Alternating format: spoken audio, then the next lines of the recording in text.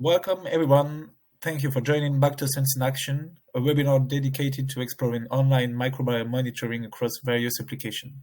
My name is Kevin Schuller, and I'm joined by my colleague Kyle Smezamam. We are both field application scientists at bNovate Technologies. Our role involves supporting water utilities and industries in optimizing their microbial management strategies. Today's webinar will focus on media filtration system in drinking water plants, specifically slow-stain filtration and granular activated carbon filters. We'll share key learnings on how real-time bacterial monitoring with BactoSense provides valuable insights into microbial dynamics within these filtration systems, highlighting how operational processes influence microbiological stability and overall treatment performance. Let's dive in. Before we get into the details, here's a quick overview of what we'll cover in this session. The importance of microbial monitoring and its role in ensuring operational efficiency, a comprehensive look at the full treatment chain and how microbial communities evolve through each step, in-depth insights into GAC filtration, focusing on microbial dynamics during backflashing and carbon renewal. The second part of the webinar will focus on monitoring slow-stain filters, discussing their key objectives and findings from recent application. We'll conclude with key takeaways and open the floor for question and discussion. Microbial monitoring is crucial for understanding the dynamics of bacterial population, not only in drinking water plants, but also in various industrial and environmental applications. Traditional methods like plate counts and lab flow cytometry provide qualitative and delayed results. BactoSense revolutionized this by offering real-time quantitative data on microbial dynamics. This allows for swift operational decision, optimizing performance, and ensuring microbial stability across multiple systems. Let's look at the complete treatment chain. Each step shapes the microbial community differently. After filtration, a stable microflora is typically established. The graph depicted in the slides show grab samples taken at different process points along the treatment chain of an Italian drinking water plant. When using traditional specific plating methods, the results quickly drop to absent or near zero values. This lack of details prevents in-depth analysis of microbial dynamics, as these methods cannot capture transient microbial shifts or process deviation. However, with BactoSense, we can clearly observe microbial dynamics after each treatment step. Real-time data reveals crucial deviation caused by process changes. In that specific case, we can see a one-log difference between two measurement campaigns. Here, sand filter clogging significantly impacted the process, leading to incomplete treatment of microbiological and other water parameters. These discrepancies persisted throughout the remaining treatment steps. Traditional methods and sensors failed to identify the cause, but BactoSense provided the necessary insights to understand what was happening, allowing operators to address the issue effectively. Now that we've explored the full treatment chain, let's take a deeper look at granular activated carbon filtration, specifically focusing on carbon renewal. While adding fresh carbon is essential to restore adsorption capacity, it can have a negative impact on microbial composition. Introducing new carbon disrupts the established microbial community within the GAC filter. This disruption leads to a temporary decline in microbial diversity and functionality, requiring time for the community to adapt and reach optimal levels. During this adaptation phase, the filtration performance may be reduced and microbial dynamics can show instability. BactoSense enables continuous tracking of these transitions, providing real-time insights into how microbial population recover after carbon renewal. By monitoring this recovery process, operators can better plan carbon renewal schedules, ensuring that microbial communities regain their stability and that filtration performance returns to standard levels efficiently.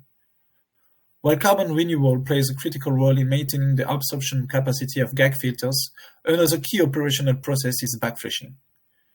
Backflashing is essential for preventing clogging and maintaining filtration performance, but it also influences microbial dynamics in its own unique way. Let's take a closer look at how backflashing impacts microbial trends and why continuous monitoring is crucial during this process. Backflashing is essential for maintaining GAC performance, but temporarily disrupts microbial population. Here you can look at a real case measured at a Swiss drinking water plant. The global dynamics of intact cells counts and high nucleic acid percentage showed a sharp increase immediately after backflashing started. The question was how long it takes to get back to tolerable microbial levels so we can optimize the processes and reduce the amount of water loss. Bactfration started at 10:43 and ended at 15:15. While these parameters reduced quickly after the bactfration ended, they stabilized over a longer period, taking 11 to 13 hours to return to normal operation trends. This extended stabilization period highlights the importance of continuous monitoring to ensure optimal process control. Additionally, this process can be observed through the background of the dot plots generated by the BactoSense. The background in these dot plots provides a qualitative perspective, highlighting the presence of other particles in the water. Monitoring the dot plot background enables operators to detect subtle changes in water composition and assess how bactfration influences the broader microbial community. Such comprehensive real-time data ensures that the bactfration is optimized, minimizing unnecessary water discharge and maintaining filtration performance. Before we wrap up the first part of this webinar, let's take a moment to reflect on the main insights we've covered. We've explored how microbial dynamics evolve throughout the treatment chain, with a particular focus on granular activated carbon filtration. We've also seen how operational processes like carbon renewal and bactfration can significantly impact microbial composition and filtration performance. Understanding these dynamics is essential for optimizing treatment processes, maintaining microbial stability, and ensuring water quality. Thanks to real-time monitoring with BactoSense, operators can gain actionable insights that were previously inaccessible with traditional methods. As we conclude the first part of this webinar, I will now transition to the second part, which will be presented by my colleague Kyle Smitherham. Kyle will dive deeper into slant filtration. Thank you for your attention so far. Kyle, the floor is yours. All right. Hi, everyone. Thank you very much, Kevin, for your insights into how BactoSense can add value when monitoring behind GAC filters. I will now move on to the next part of the presentation, or the webinar, which is focusing on slow sand filtration. Firstly, I'll give you an overview and some key objectives, and then we'll look at some key findings. So just to give you a little bit of context about where this data has come from and where these findings are from. So this was from a recent trial that we did. The trial involved monitoring 3 streams with the BactoSense. One stream was from an influent going into the slow sand filters, and the other 2 were from the 2 streams that were coming out of the slow sand filters. These 2 filters were newly laid sand. One was more fine and one was more coarse. We'll touch on that a little bit later. The trial occurred over 3 months, and we obtained 328 data points from each stream. So in total, we had just under 1,000 data points from all 3 streams. The BactoSense was monitoring in online mode, measuring every 6 hours, and we were using an ICC cartridge to measure the intact cells. In terms of the treatment overview, we had coagulation, sedimentation, rapid sand filtration, ozonation, granular activated carbon, slow sand filtration before going to storage and transport. On the bottom right, we see a schematic of the filtration process. And you can see the BactoSense was measuring here before and here after the slow sand filters in the pilot plant. Some key objectives from this particular trial. As I mentioned, we were looking at 2 newly laid sand filters in the pilot plant. These filters had different types of sand. One filter consisted of a more fine sand, around 0.25 millimeters on average, and the other was more coarse sand, around 0.6 millimeter grain size on average. So going into some of these key objectives, firstly, comparing the different sand types, evaluating the effectiveness of different sand types in bacterial removal during the early stages of operation. Secondly, to assess stabilization time, so to determine how long the filters take to reach a stable bacterial removal performance. And thirdly, to monitor microbial changes where we can track bacterial trends and, where possible, correlate the results to upstream process changes. This is quite a key point because throughout this trial, we did see a lot of interesting results, and a lot of them were to do with changes that were occurring upstream in the process, specifically with the GAC filter and also the ozonation. So we'll touch on that a little bit later.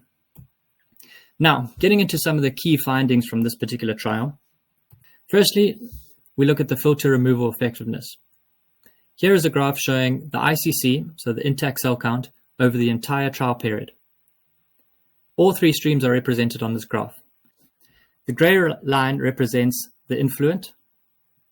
The dark blue line represents the effluent from slow sand filter 1, which is the fine sand. And the light blue line represents the effluent from slow sand filter 2, the coarse sand. From an initial glance at the data, we see that both filters are removing bacteria efficiently throughout the period. Initially, we can see there is a slightly better removal performance by the fine sand filter. However, during the later stages, the filtration performance is more similar. Interestingly, we see spikes observed in the influent, but they don't always occur for the effluents, indicating the removal efficiency of these filters. An example of that would be this period over here, where we see a spike in the influent, but no changes or very small changes occur for the effluent streams. For the most part, both effluents remain relatively stable and show really good removal performance. There are occasions, however, like here, where we see spikes in all three streams, and we'll look into those a little bit deeper at a later stage. Looking a little bit deeper into this data, we now look at the various different bacterial communities, the HNA and LNA communities. To give you a quick reminder about these different communities, I've shown a dot plot on the right. We can see the LNA, which is a so-called low nucleic acid bacteria with less DNA, is shown on the left side of the gating, where the high nucleic acid bacteria with more DNA is shown on the right side of the gating. For an ICC cartridge, we have this zone over here, which indicates dead and damaged cells. If we look specifically at the high nucleic acid bacteria, we see large spikes, just like we did with the ICC data, occurring for the influent stream. However, these generally are stabilized when they move through the filters. This highlights a good performance in removing HNA bacteria. If we look specifically at low nucleic acid bacteria, we see for all three streams, they are more similar and stable, indicating that the primary reduction in HNA cells is more prolific. This may potentially be related to the fact that these HNA cells cannot compete with established LNA communities that are generally found in biofilms within these slow sand filters. Some possible reasons for the initial difference between the filters. In terms of the fine sand filter, initially removes particulate matter and large pathogens due to the smaller pore size. Finer pores create a higher surface area for microbial attachment, promoting faster biofilm development, whereas the coarse sand filter has larger pore sizes, allowing for more particles to pass through initially. Biofilm development is slower due to the larger pore size and reduced surface area. Looking at another finding from this particular trial relates to the GAC backwash cycles. So this is kind of similar to what Kevin was talking about earlier. We will look at isolated backwash cycles and backwash cycles that occurred in succession. Throughout the trial, there were numerous backwash cycles. And this allowed for us to see how the slow sand filters respond to these cycles. In this particular graph, we see isolated GAC backwash cycles, represented by these red lines. As you can see, there is no significant changes in ICC values at the influent and both effluents. And this suggests that when these GAC backwash cycles are done in isolation, they do not influence the cells largely. However, if we look at multiple backwash cycles in close succession, we see that these do have an impact on the cell count, particularly for the influent. Here is an example where we see multiple backwash cycles occurring in close succession. And if we compare these various points and look at their dot plots, we can see the effect that these backwash cycles have. So if we look at the green dot and related to this fingerprint, we see that it is fairly similar to what we have observed throughout the trial, and there is not any significant change. However, during this period when we have multiple backwash cycles, we see that the fingerprint changes and we have a sudden HNA cluster that appears. After some time, we go back to the regular fingerprint and the cell count decreases. During this period, we see cell counts go from around 300,000 to about 370,000, so an increase of about 70,000 cells before returning back to around 300,000 cells after these multiple backwash cycles. BactoSense gives operators deeper insights into how backwash cycles can impact the microbial dynamics, and this is clearly shown in these two examples. Moving on to another finding, we look at the GAC during a period when it was out of service. So as you can see on this graph represented by the red zone, between August 27th and September 9th, we had GAC filters 13 to 26 out of service. During that period, there was less production and an increase in flow through filters 1 to 12. This is shown in the bottom part of the graph. We can see filters 13 to 26 have a drop in flow as they go out of service. During that time, there is an increase in flow through filters 1 to 12. After this period where the filters are out of service, we see on the 9th of September an increase after GAC filters 13 to 26 come back online. The BactoSense gives operators a better understanding of how out-of-surface GAC filters can impact the microbial dynamics. And this can be very important when trying to understand how best to operate these systems. The next finding relates to an out-of-service ozonation. So this event occurred overnight where there was an issue with the ozonation. And you can see during this period there was a spike in all three streams. Looking a little bit deeper into this issue of the out-of-service ozonation, we can see how this impacted the various streams. On the top, we see the IC counts for all three streams. On the bottom, we see the water flow indicating ozone lines 1 and 2 out of service during this period. I wanted to show you a comparison of the dot plots from this period. The green represents before and after. We can see the fingerprints look fairly similar. However, during this period, when the ozone issue occurred, we see there is a dramatic increase in both LNA and HNA bacteria. Counts increased dramatically from around 300,000 to around 460,000 during this event, and the increase was visible in all three streams. This is a clear indication that for certain events like this, slow sand filters are not able to stabilize, and they are not resilient enough to be able to cope with such a large impact. This can be important information for operators and can allow them to act quickly if this event occurs in the future. Some key takeaways from this particular presentation. BactoSense was able to give valuable insights into the early stages of newly laid slow sand filters and compared fine and coarse grained sand effectively. Both filters were immediately effective at removing bacteria, which was a positive. Fine sand was initially more efficient than coarse, but over time they became very similar. A large removal of HNA bacteria compared to LNA after both slow sand filters, indicating the efficiency in removing these communities. Some events, such as the GAC backwash cycles, were only observed in the influent and not necessarily in the effluent, and this indicates that the filters were resilient at stabilizing during these periods. Issues with ozone dosage caused a spike in all three streams, and the sand filters reduced the impact, but not completely. I think it's important to note that the BactoSense was implemented to study the slow sand filters, but in doing so also gathered some really interesting feedback on other processes upstream. A longer monitoring period behind a slow sand filter could give operators additional indicators into things like filter clogging, which could help to make better informed decisions. Used together with flow and pressure indicators, the BactoSense can add real value to these types of processes. Thank you very much.